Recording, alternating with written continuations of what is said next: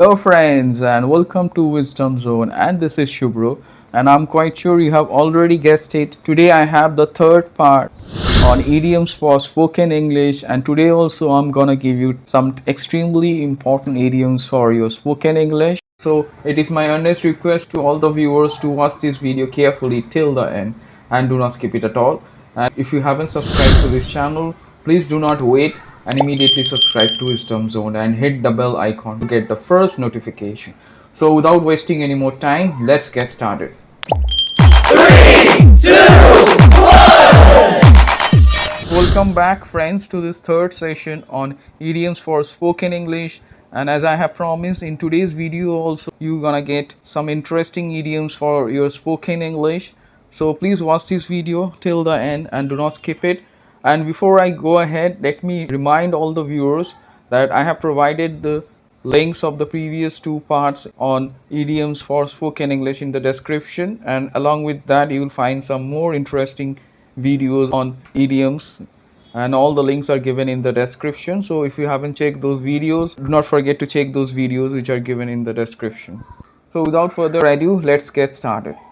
So friends, the first idiom for spoken English which I'm going to discuss is on your screen, that is the gift of the gab. It's a very useful idiom for spoken English. So it means the ability to speak easily and confidently to make people listen. So a person who has this ability to speak easily and confidently and make people listen and attract people by his or her speech called the gift of the gab. So let me show you how to use it. Paul is a successful salesman because he has the gift of the gab. So I'm quite sure it's clear.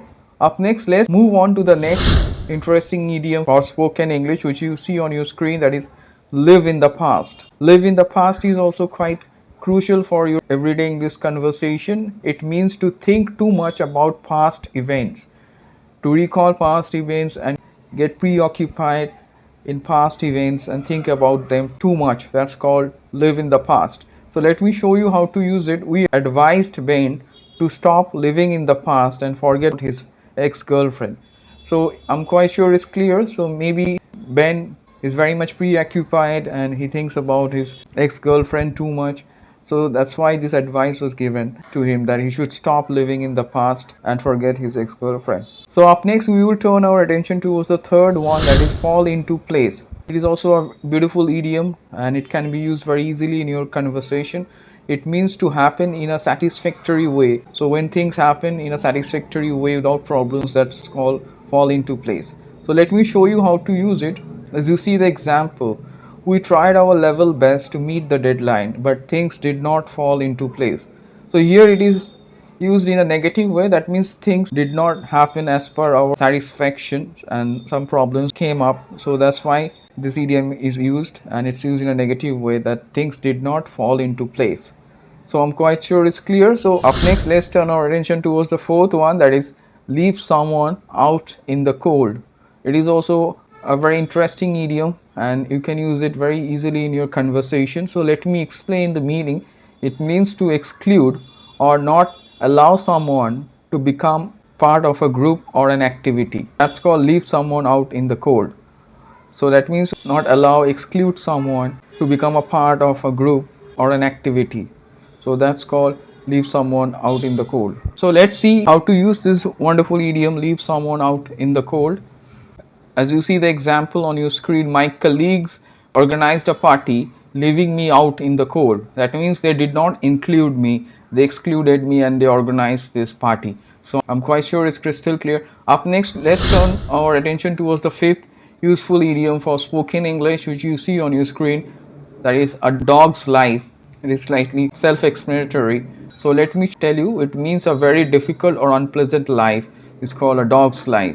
So let me show you how to use it. Being a sales executive, Sean thinks that it's a dog's life in sales and marketing.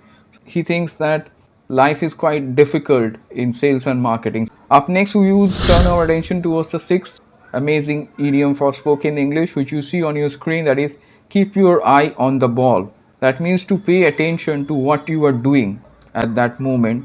So that's called to keep your eye on the ball. So as you see the example, in order to succeed in life, you need to keep your eye on the ball.